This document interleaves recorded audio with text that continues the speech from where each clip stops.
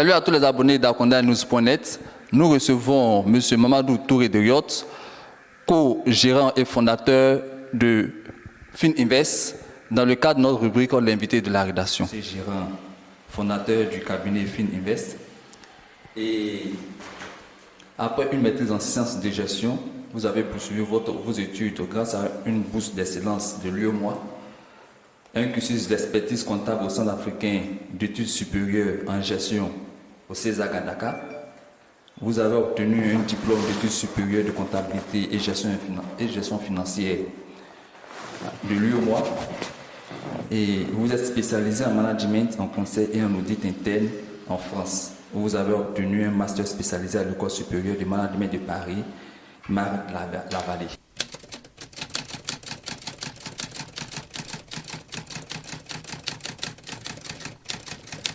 Un parcours qui est fondamentalement axé sur le travail constant, le travail acharné.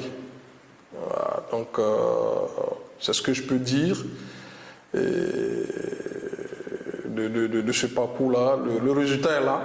Le résultat est là et dit que le travail produit toujours des fruits. C'est ce que je peux dire.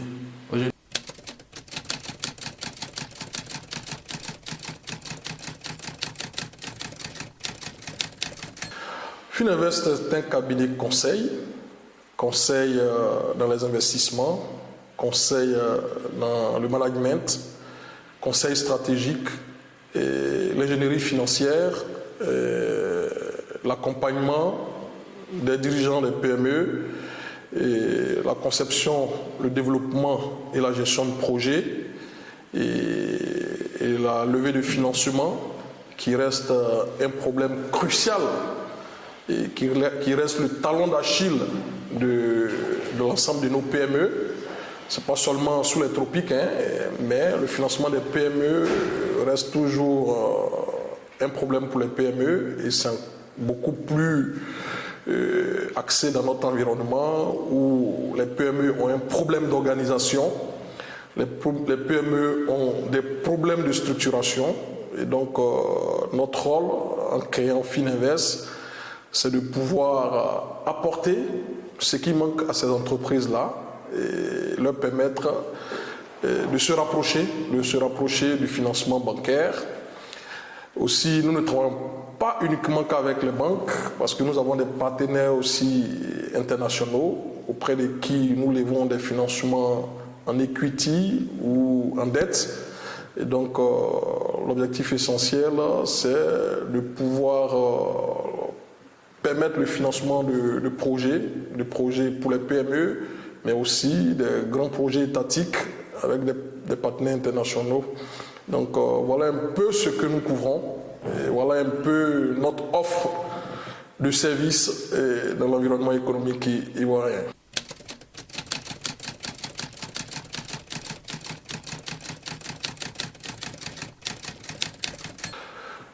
Les PME, je dirais, se portent de façon mitigée.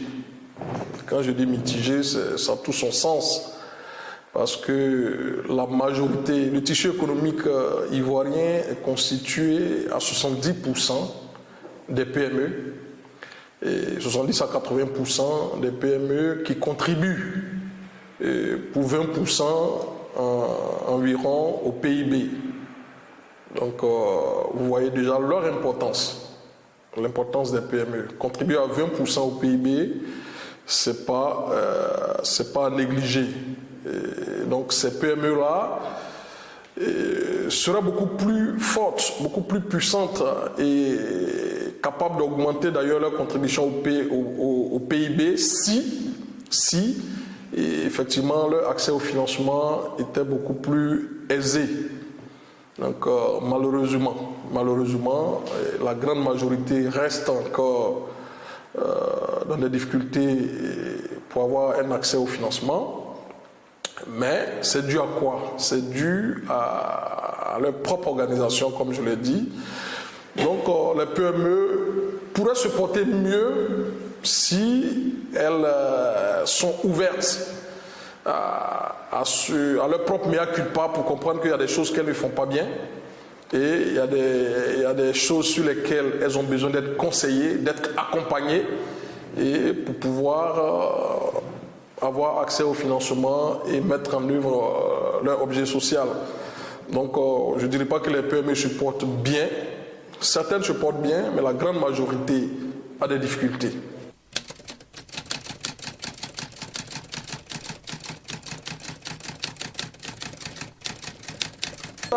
L'État de Côte d'Ivoire a fait quelques efforts, notamment l'État a permis aux PME, par exemple, d'avoir accès au marché public, notamment par la sous-traitance de 30%, par exemple, des marchés qui sont accordés aux multinationales.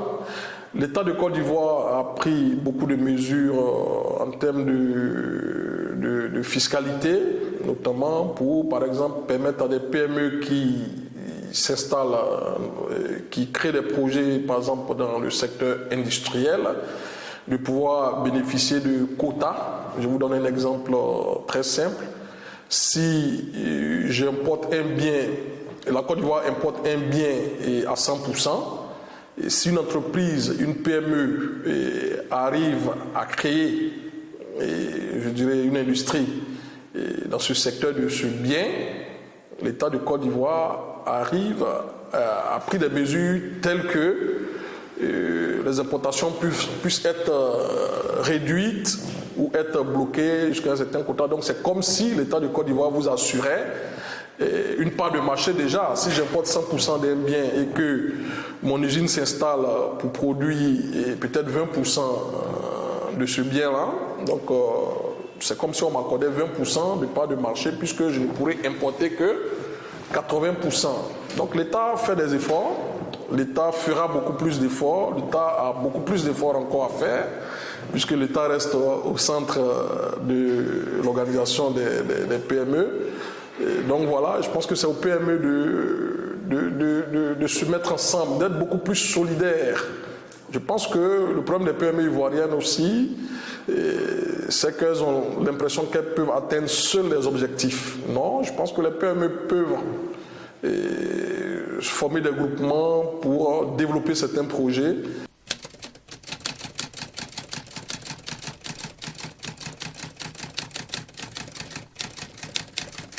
Oui, l'entrepreneuriat est en vogue.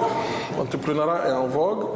Nous avons constaté la création de nombreuses entreprises. Et comme je l'ai toujours dit, une chose est de créer des entreprises et une autre est de les rendre pérennes. Et ce qu'on a constaté de plus en plus, c'est que la plupart de ces entreprises qui sont créées n'atteignent pas 3 ans de vie. Vous comprenez? On crée beaucoup d'entreprises. Vous allez au CPC, on vous donnera le nombre d'entreprises créées annuellement. Mais 3 ans plus tard, vous constaterez que plus de 50% de ces entreprises a disparu. Et pourquoi? Parce que l'entrepreneuriat, c'est le maître mot, mais l'entrepreneuriat a ses exigences. Les gens de ces PME-là ont besoin d'être formés. Tout le monde se lance, je crée une entreprise, mais la gestion de l'entreprise a ses exigences. Et donc, lorsqu'on n'est pas capable de respecter le minimum d'orthodoxie de gestion d'une entreprise, il est clair que cette entreprise va à volo. Donc, nous avons constaté cela. C'est bien l'entrepreneuriat, nous encourageons les jeunes à créer des entreprises, mais il faut se préparer.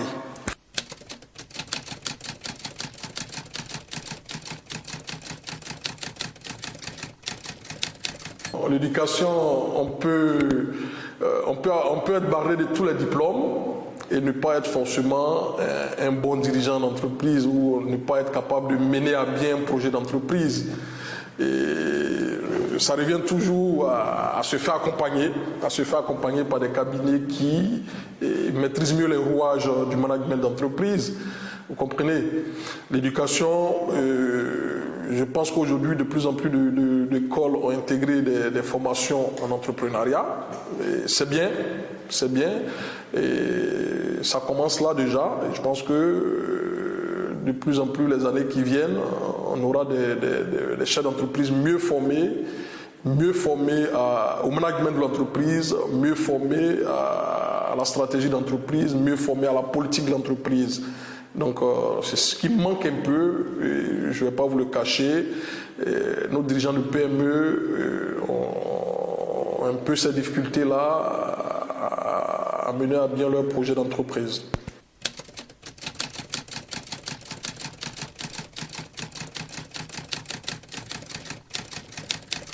Merci, cette question est importante en ce sens que l'éducation est la base du développement de nos États.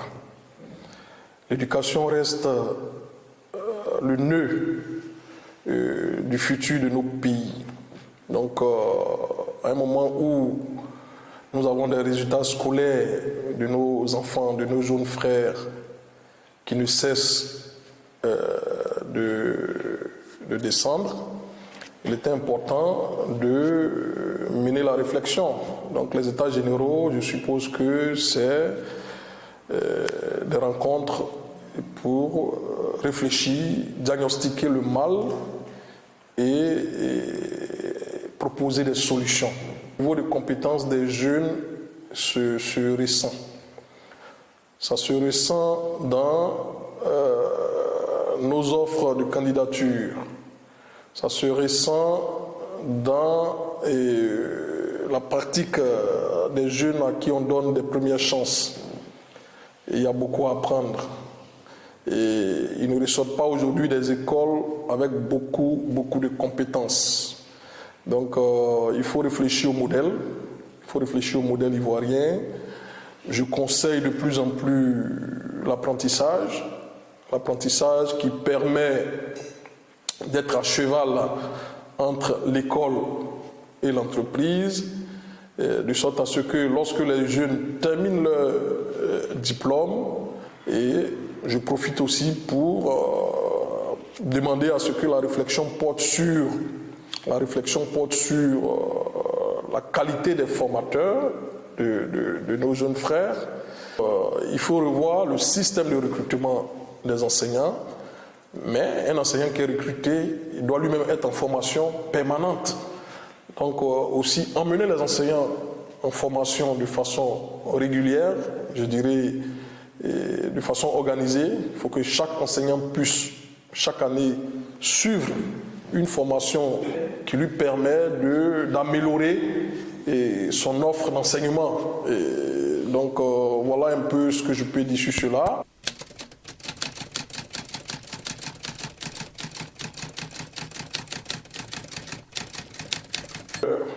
Qui ont passé 8 années d'études, être chômeurs et attendre que l'État leur donne une opportunité de travail. Je pense que quelqu'un qui a un doctorat, même s'il n'est pas recruté par l'État, il peut vendre ses services aux grandes écoles privées, aux grandes universités privées, aux entreprises au niveau de leur pôle recherche et développement, les directions générales au niveau du conseil. Donc l'État ne peut pas recruter tout le monde. L'État n'a pas les moyens de recruter tous les docteurs diplômés chaque année. Je veux dire à ces docteurs qu'au contraire, l'espoir est de leur côté. La Côte d'Ivoire est dans une stratégie de développement de ces universités.